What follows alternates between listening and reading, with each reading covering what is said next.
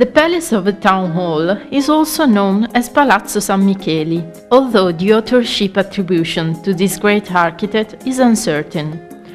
Also, the precise period of construction is difficult to define, but it was undoubtedly in the 16th century.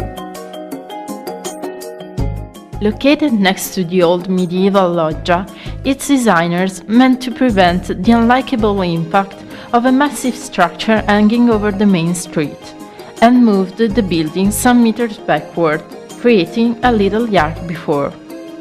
The best observation point is therefore at the rear.